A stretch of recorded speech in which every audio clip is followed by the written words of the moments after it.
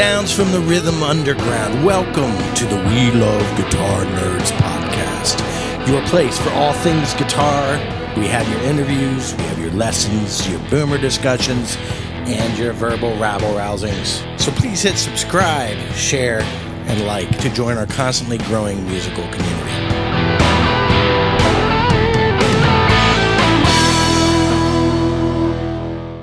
We Love Guitar Nerds. I introduce to you Robert Campbell of Campbell's Music of York, Pennsylvania. Spry, to be specific, small town music store owner.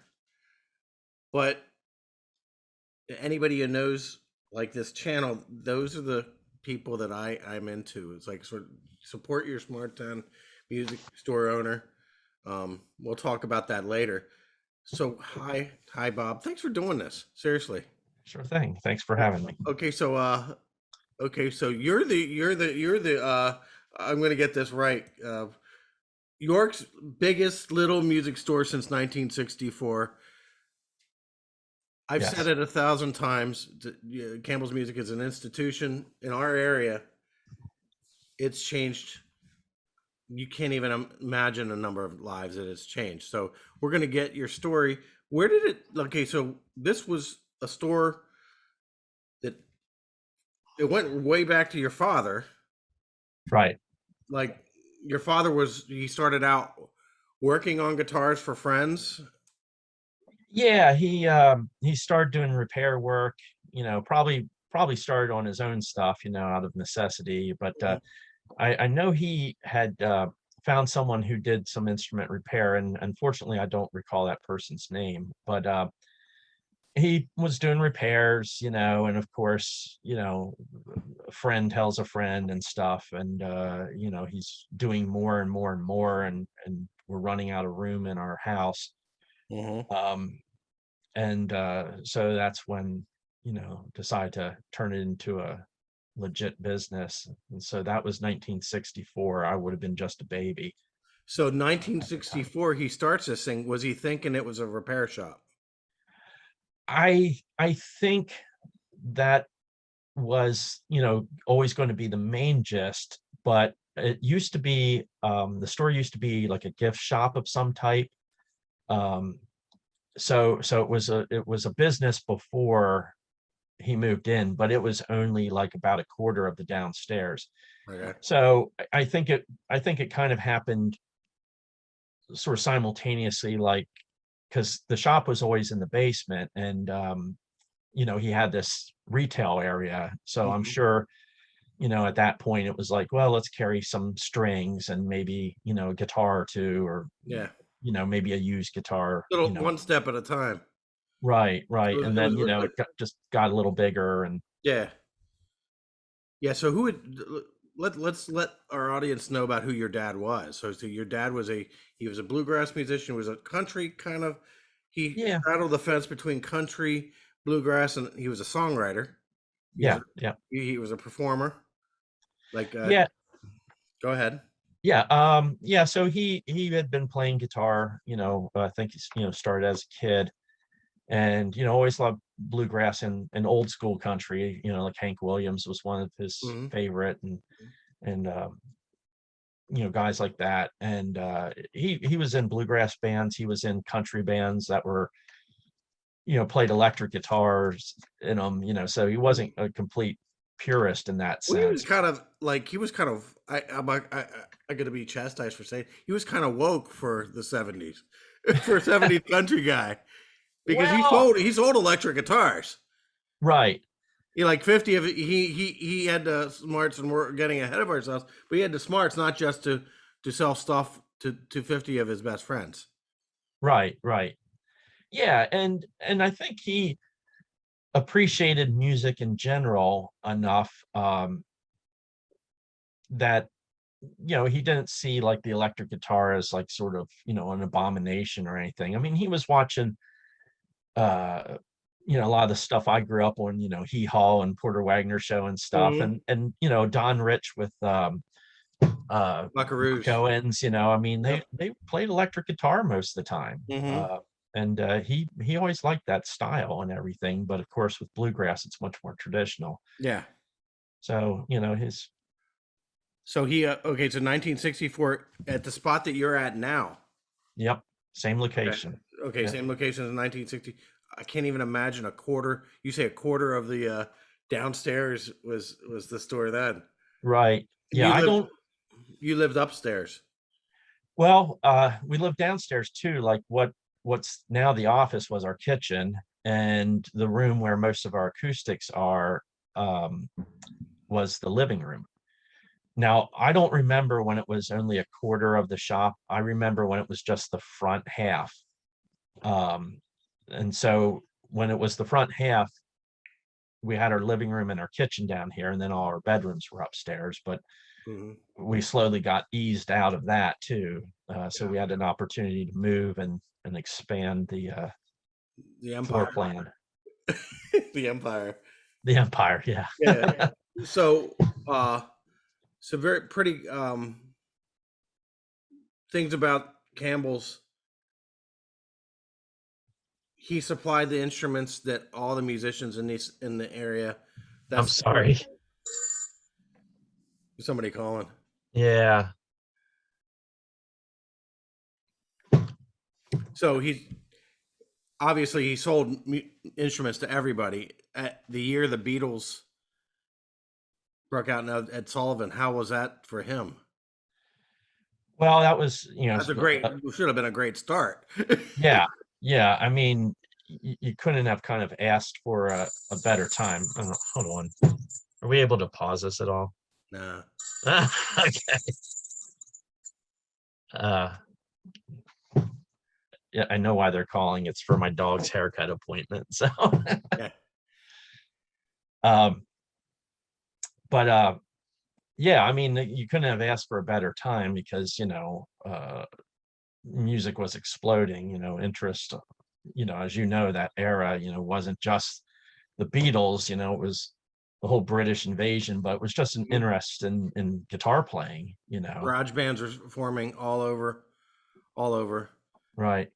and York County is no different. So now into the 60s, into the 70s, you guys started adding. You moved out of the store, you found a house, and you moved Yeah. out of the store, and then you started taking in teachers.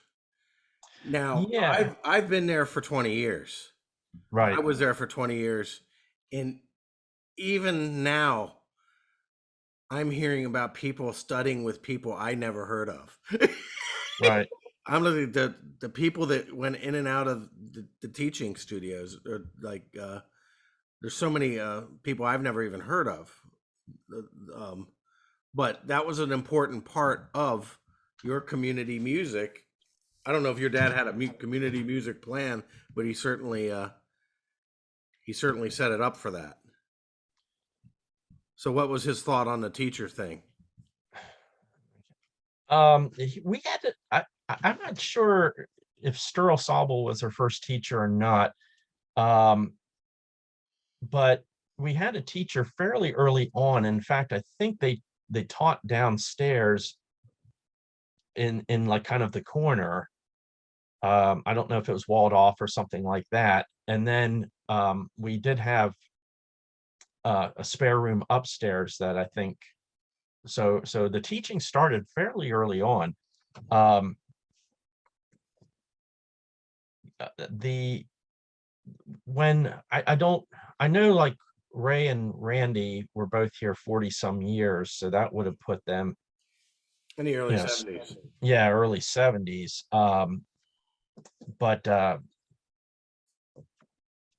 hold on here, I'm trying to field that call.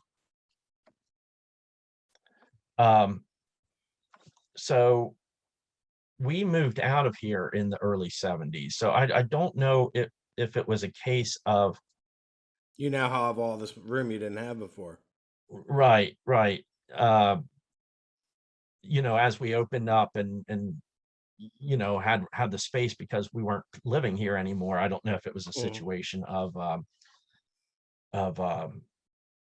the teachers came like right away kind of thing, Mhm. or, he had them lined up, or, I'm not sure how quickly that happened. I would have been in like, first or second grade. So, I didn't know a lot of the mechanics of what was Yeah, happening at yeah, that yeah, yeah, time. yeah. So they had a. I know John Farmer Yeah. taught there. There's guys that I never heard of. Yeah. Sterl Sobel, John Farmer, I know Sturl. I knew Sturl. you, of course, Ray Iker, Randy Stewart, Scott Scott Anderson, Anderson, Jeff um, Gibble. Jeff Gibble, Don Belch, Neil Werner as their current teacher. Hmm? Um, yeah, I mean, and a few others that, uh, for brevity, I either Yeah, yeah, won't. yeah. The few others are the ones that. The few others are the ones I know. I was like, how do I not know this? Right.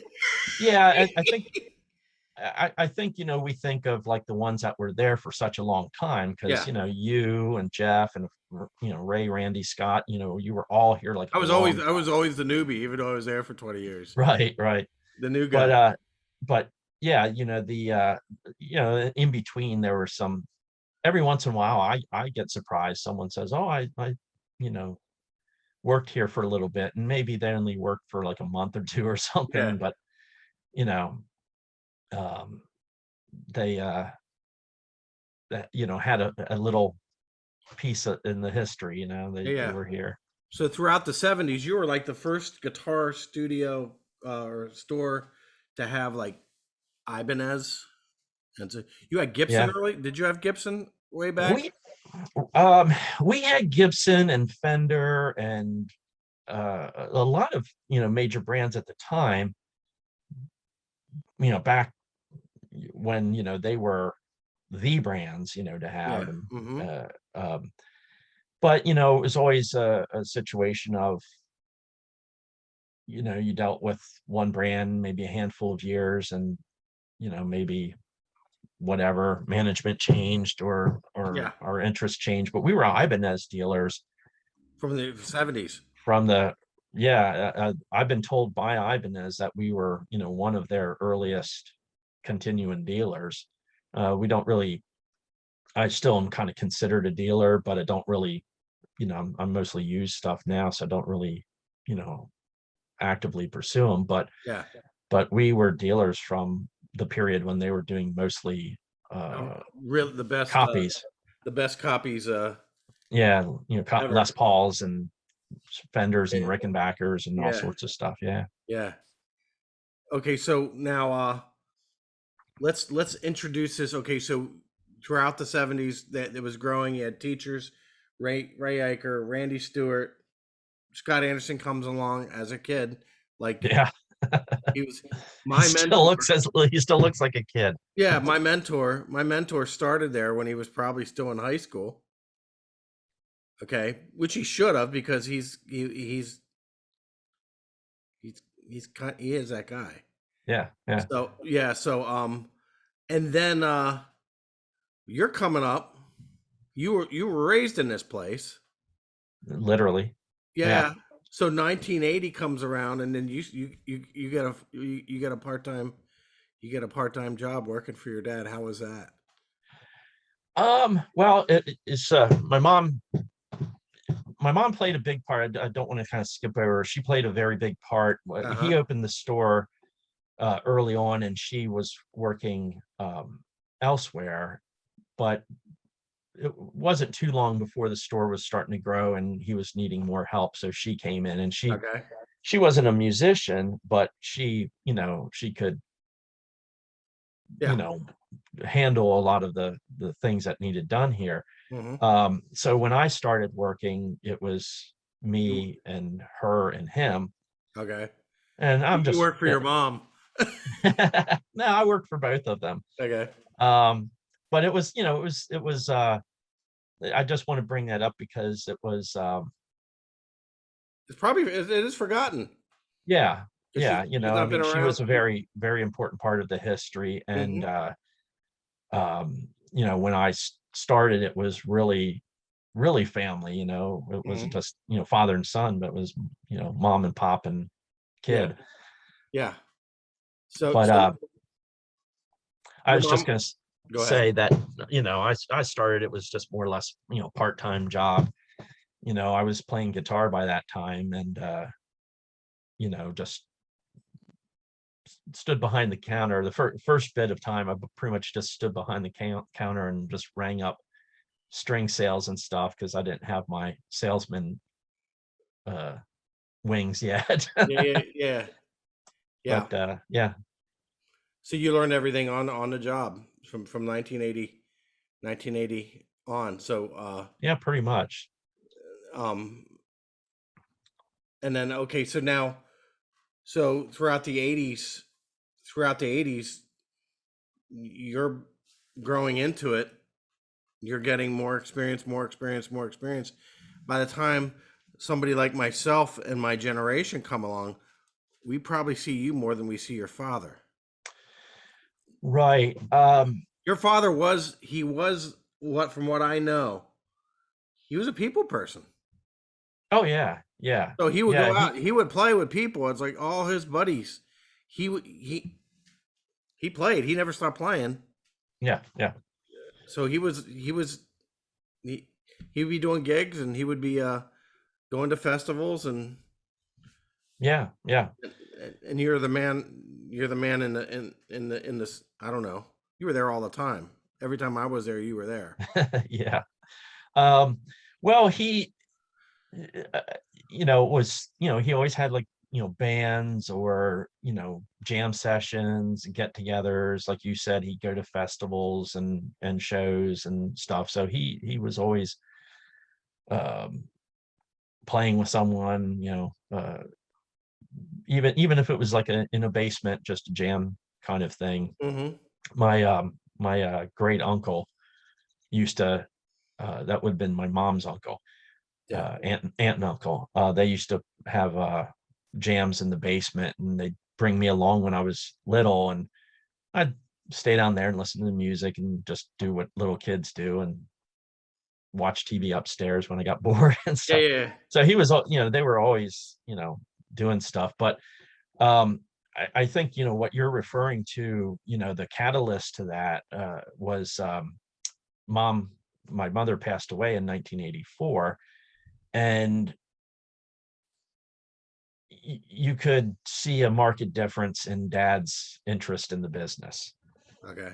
For she had a relatively lengthy illness, like 6 months or so, where got pretty bad, and so he was spending a lot of time with her.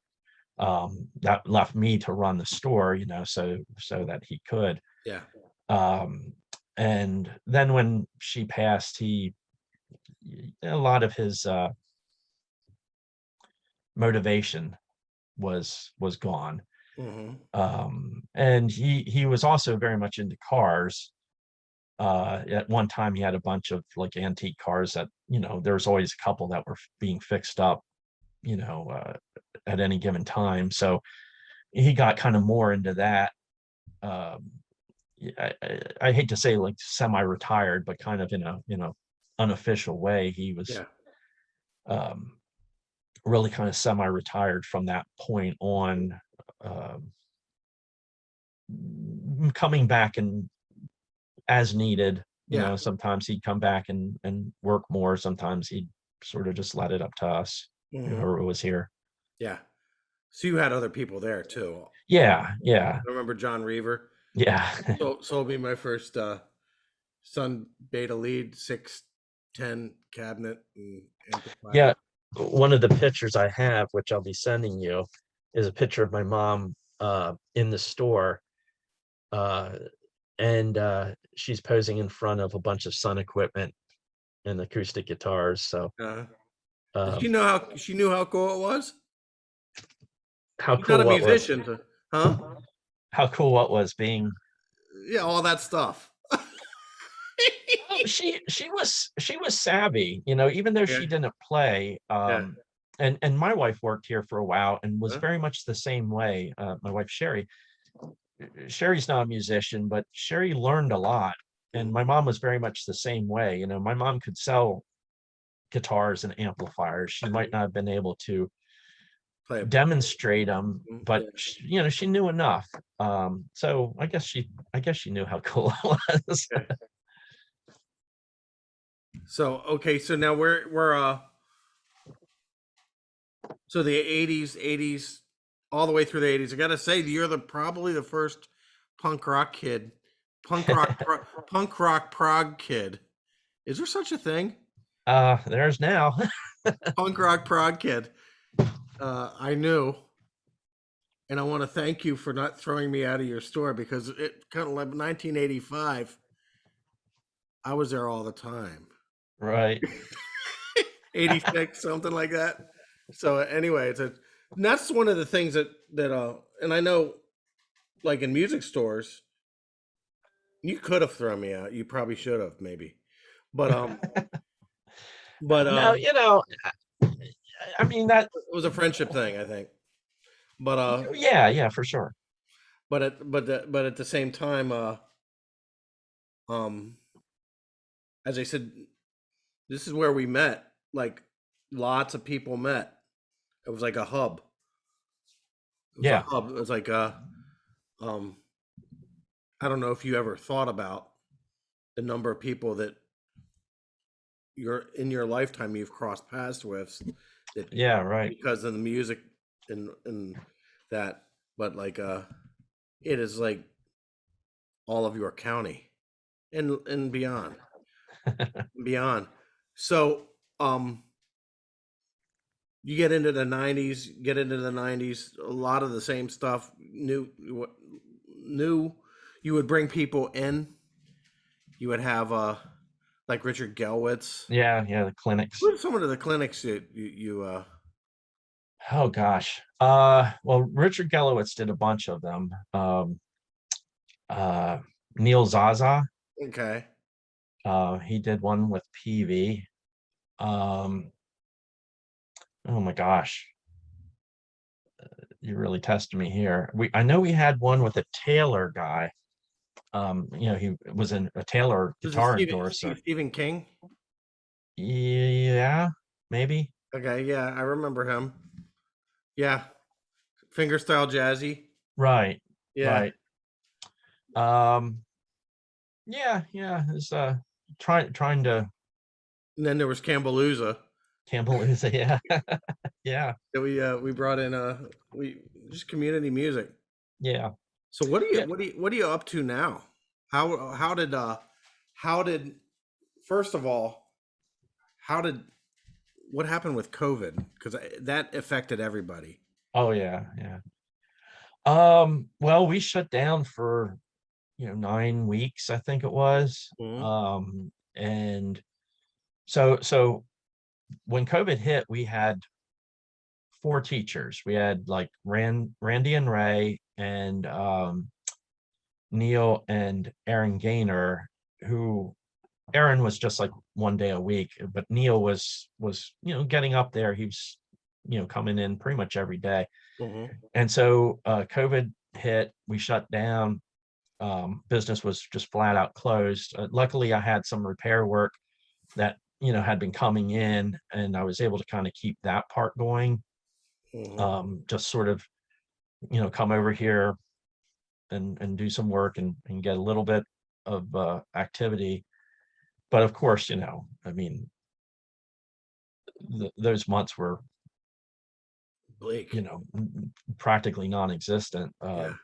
And then when we reopened, we couldn't really have teachers, and of course none of the teachers or students really wanted to sit in a closed room, Yeah.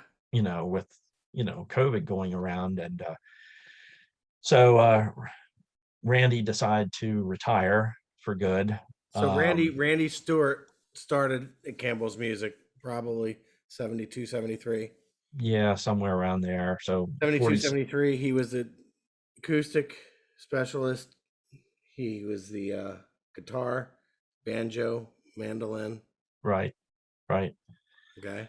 So he decided to retire. I mean, he was both him and Ray, retirement was kind of on the horizon, Yeah. but there was COVID kind of, forced their hand. Ray wanted to come back, but the longer it drug out, the more it made it not practical.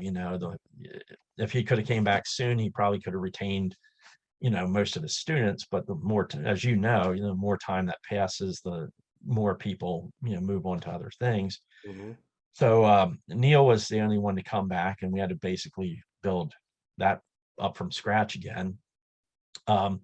The one good thing is when we reopened, the repairs came back. Well, it's the best kind of thing. Yes, yes. When I tell you this, and we're going to talk about this, about your small town music store and what it does for the community versus, and I'm not trying to go to war with Guitar Center or anything, but places like Guitar Centers made it really, really difficult for you to do what you do over the Yeah, years. sure. Over the years.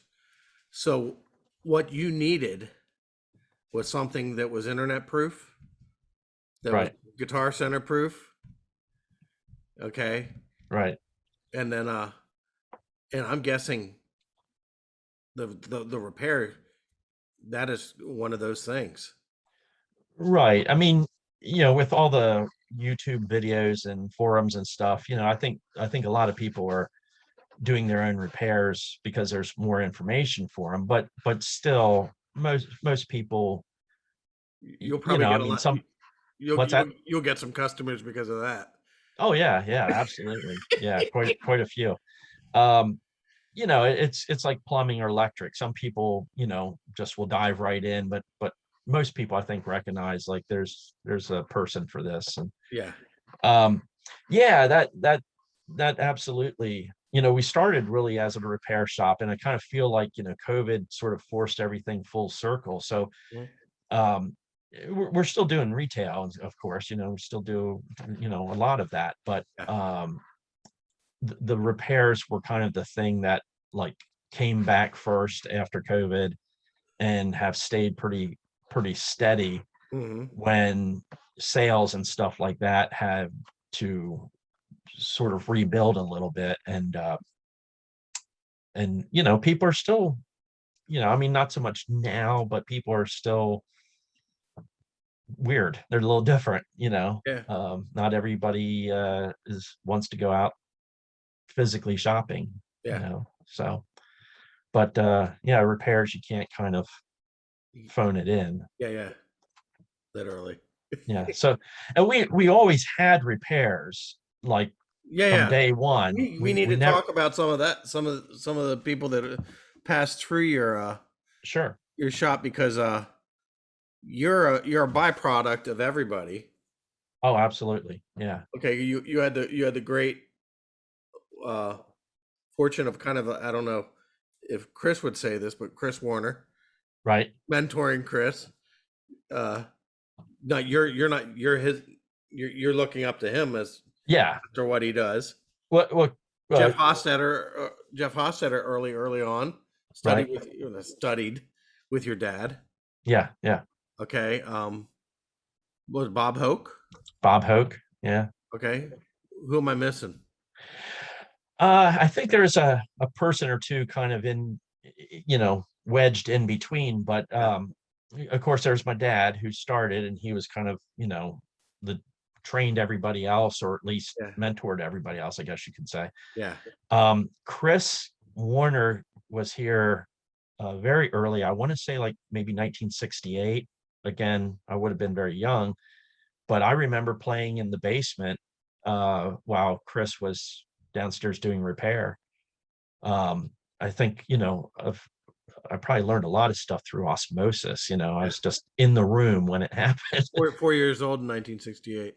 Yeah, right. Yeah, Yeah.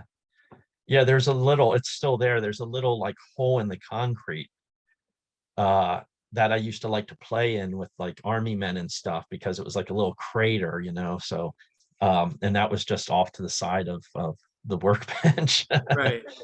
um so yeah, I played a lot down there. But Jeff Hostetter and Bob Hoke. Um, Bob Hoke was here when I was starting to play, and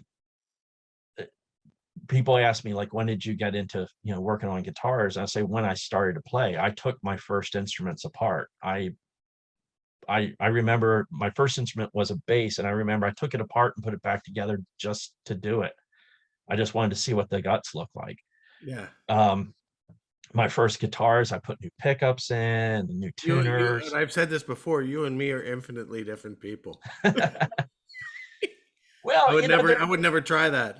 right. There's a certain like sort of fearlessness with, I think, Youth. that type of work where you just like, and I'm, like I'm the same way as you would be with like wiring an outlet or something.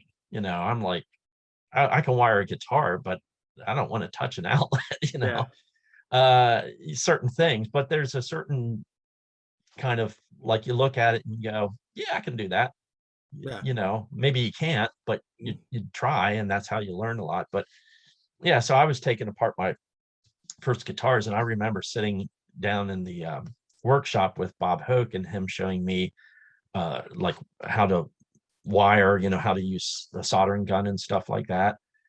And just me asking questions, being on the bench next to him and saying like, okay, what do I do here?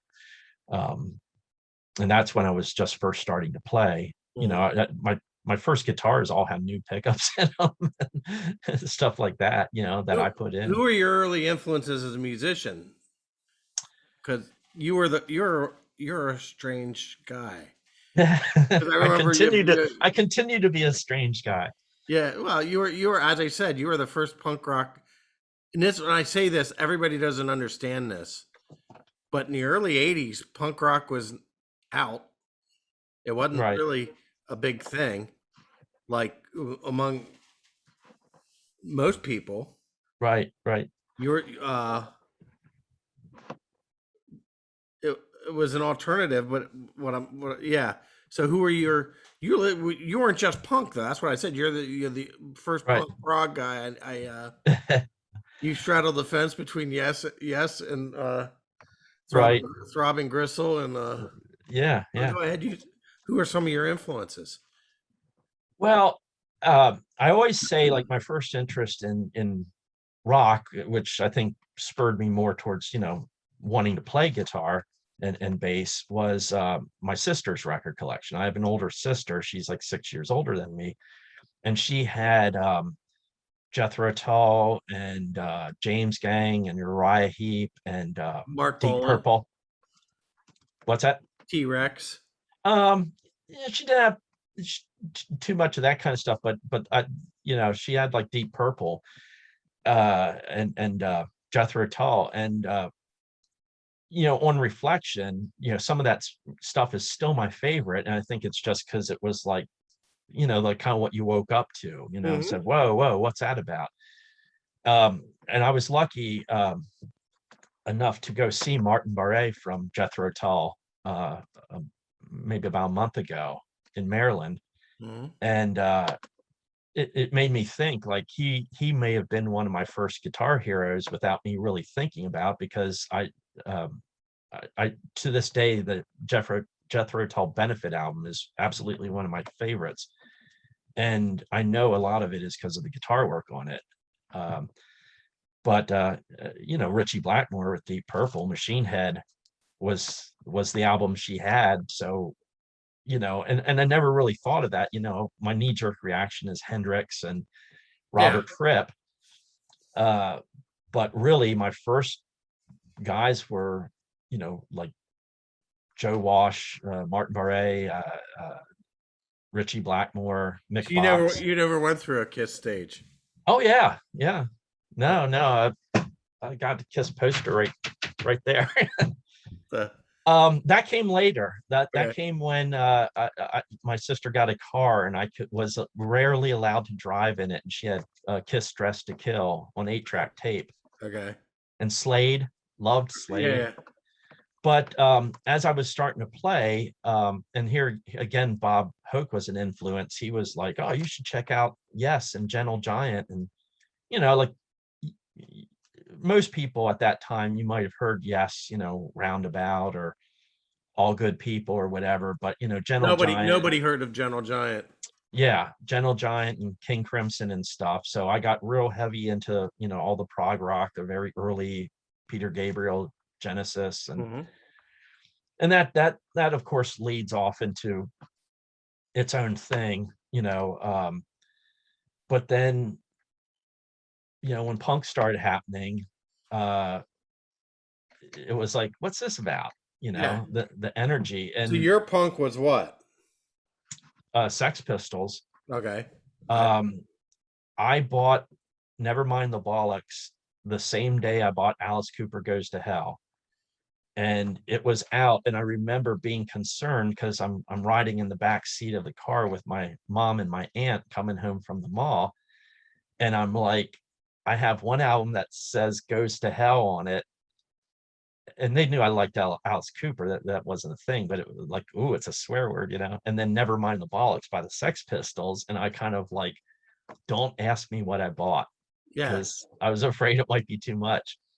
But yeah, I mean, I was listening to that kind of stuff, and you know how it is. One thing leads to another. If you Hmm. listen to um, if you listen to, I love David Bowie. You listen to Bowie, you're going to find out about Lou Reed. You're going to find out about the Velvet Underground. Yeah. Then you find out about the Stooges. Yes. So all that stuff. Each door that opened with whatever band it was, you know, gives you a whole other avenue of all these other, and so I got into a lot of the post-punk stuff, Killing Joke is my favorite. Hmm. But Joy Division, Bauhaus, and then that leads to, you know, on Yes. and on and on. So that was that is the spirit of the new. I was saying the new Campbell's music. In other There's no words, new, there's only the continuing. yeah, you understand what I'm saying. Back in the day, Yeah, that's what we walked into.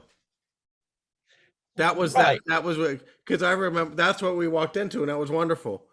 But it's kind of funny. I think about this. Like I was real proud of it. I bought the new Boston album, Right. third stage at Mailman's, and Yeah, I yeah. brought it in, and you weren't pleased at all. I have So the first Boston album. yeah, Um, I mean, when I was just a young teenager, all the classic rock, Kiss, Boston, yeah, you know, uh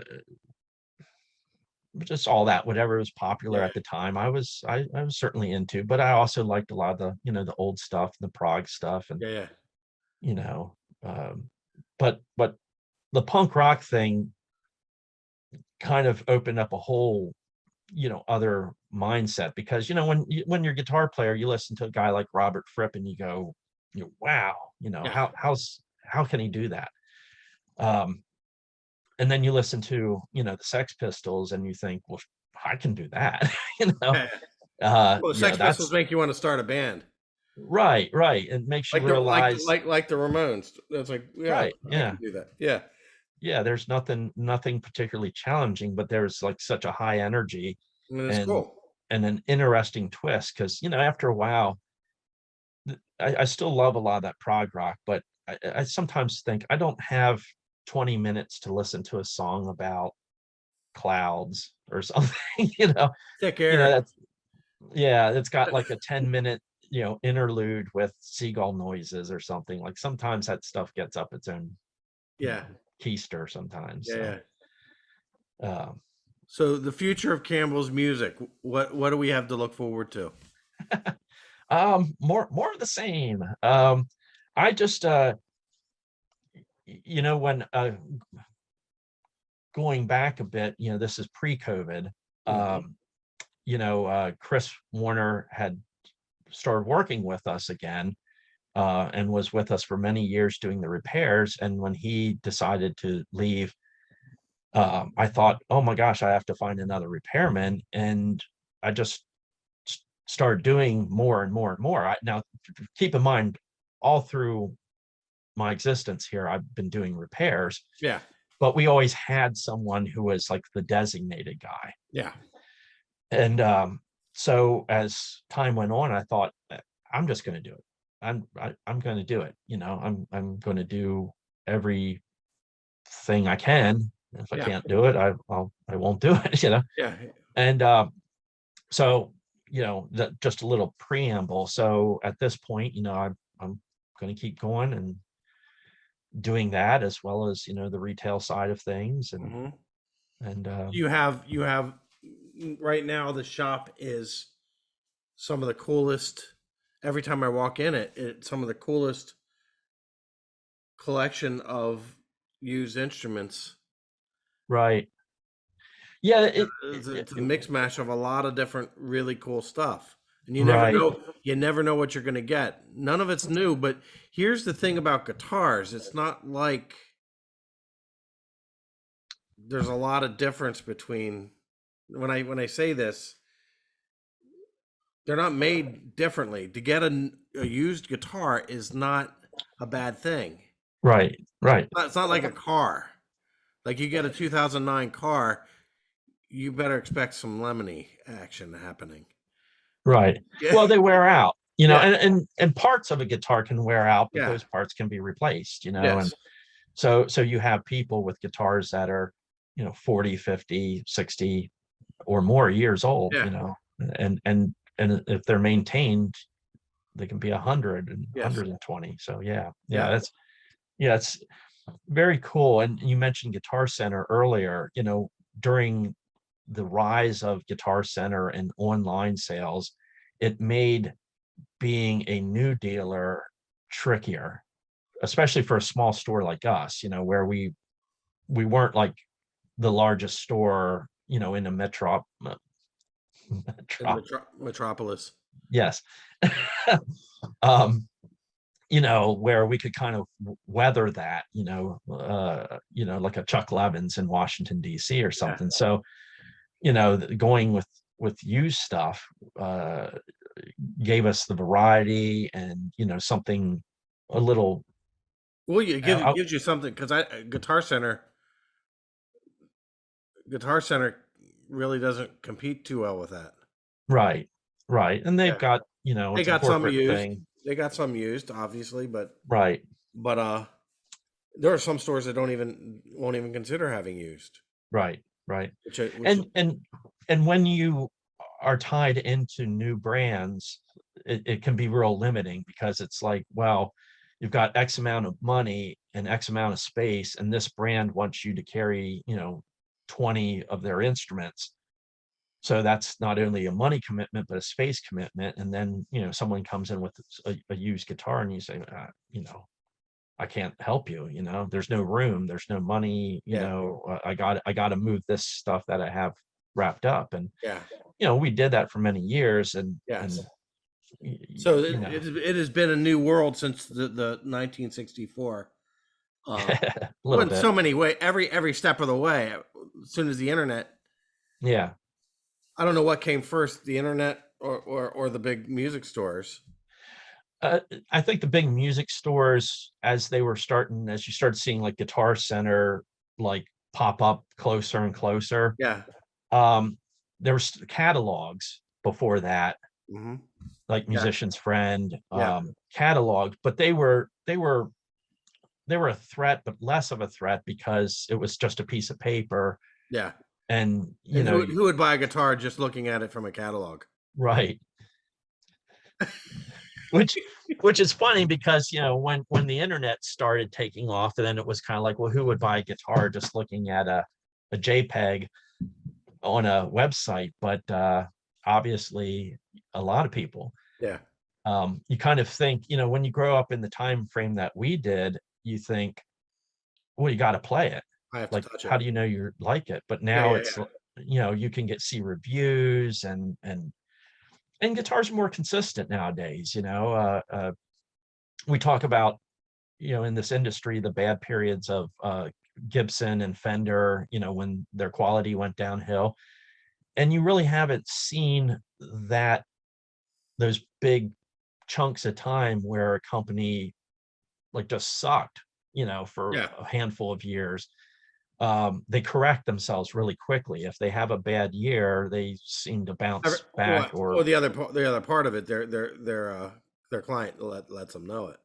yeah, it's much easier to have that You feedback or understand the whatever. mistake. You understand the mistake. Yeah. That's And the methods of manufacturing is more consistent. So if you set up that CNC machine to do it right the first time, you're probably going to get consistently good guitars. Um, Whereas, Fred has a hangover and he's yeah. cutting your Well, neck. here's a question for you: CNC machine. When did that start becoming a thing? uh, I don't know. I'm gonna say maybe the 70s, because I think Peavey, remember the boat anchors, the T40s and stuff Yeah, like that. I think they were done on a CNC machine, and that was kind of like, hey, we can make a guitar in America with nice quality for a low price, because because their we. early advertisement really stressed how, the price was more affordable.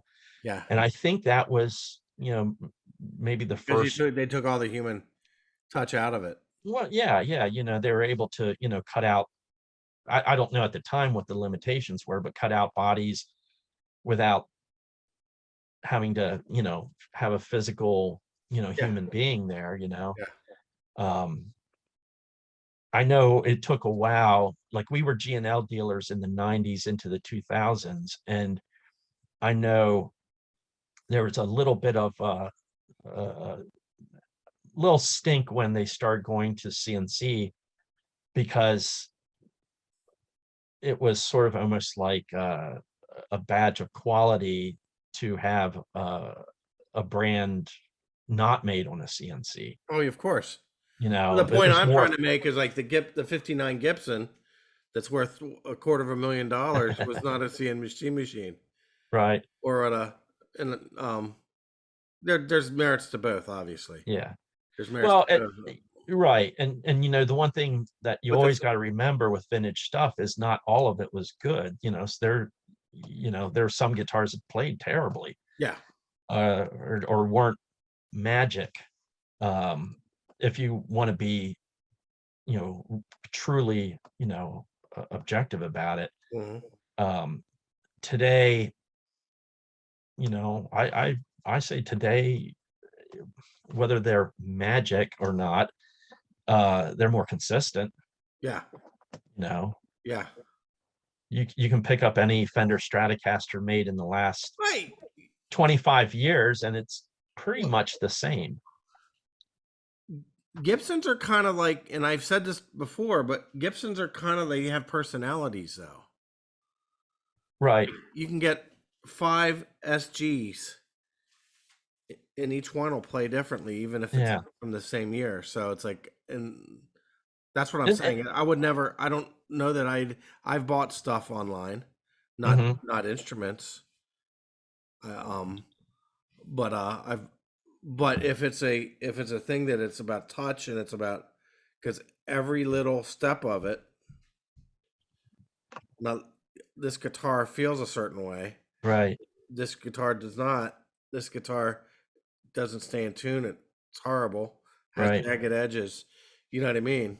Right. So Well, I think there's the parts where, if you take, five different guitars, and if you could go through and set them up exactly the same, that would, help minimize it. mhm. But I think that speaks to, some of the organic nature of the guitar. Like, no matter if the guitar's cut out by a person or a CNC machine, you still have this chunk of formerly living material Yeah, that affects the weight and the balance and, the tonal response. You hit a note and it's like, you know you know, when you play a guitar unplugged, you know, sometimes they're bright, sometimes they're dead sounding, sometimes they're muddy, or they have a little percussiveness to them. Yeah. And you know, and then and you're talking about a, you know, a 5 pound piece of wood and another couple pound piece of wood for the neck that has, each piece is unique, you know, the Mhm. pickups can be the same and the hardware can be the same, although, you know, you can have some tolerances. But you know, I think that's something that speaks strongly to the fact that sometimes you pick up a guitar and it's just better or Yeah. worse, Yeah. you know, even though they are, you know, much more consistent. I do believe that. Yeah. Yeah. Yeah. So, Bob Campbell, thank you. Yes. Thank you. Thank you. So, repairs, you do repairs on most repairs. Yeah, there's some stuff I don't Yes. get into. Yes, but also check out Campbell's Music, York, Pennsylvania. Your address is. Go ahead, say it. Okay. 2361 South Queen Street, York, York, Pennsylvania. Pennsylvania. Do you guys have you still have your website up and going? I do. It's mostly informative. Okay. Like I don't put our stock on there because it's always, you know, changing, Changing, and yes. I just don't have enough Yeah. hours in the day. But yeah, you know, it has like, you know, about our hours and who we are and what we do. Okay. Alrighty. Thank you so much. Thank you so much for this. Sure thing. And Thanks for having me. support the small town music store. Support them. That's all I can say. Because as I said, and you know this, and if people don't tell you enough, everybody in my circle had their start in a place like that. When I left Right. Boston, I missed, what did I miss? I missed Campbell's and the community of rocker guys talking with bluegrass guys, and we Right. commingling and all that. Right. So that's a Yeah. And wonderful, in any wonderful thing. yeah, any given day I can have a conversation about the Grateful Dead or Yeah. Johnny Cash or the Residents, Or yeah, the meat puppets or the the Meat Puppets, or who I saw live, Mission of Burma, Mission of Burma. Yeah. um, But blues. you know, Uh, on that, I Howlin' also went. Wolf. You introduced me to Howlin' Wolf. Yeah, I was going to say I Hubert, went through a huge blues phase in Hubert between all Sumlin. that. Yeah, Elmer James and Jimmy Reed. yeah. No, that I owe to you and T Rex. You don't Yeah, remember well, that? It's yeah, but you know, everybody should be yeah. introduced to T-Rex. Agreed. Agreed. So. Anyway, thank you so much. Sure thing. Thanks. Alrighty. All right. See ya. Bye.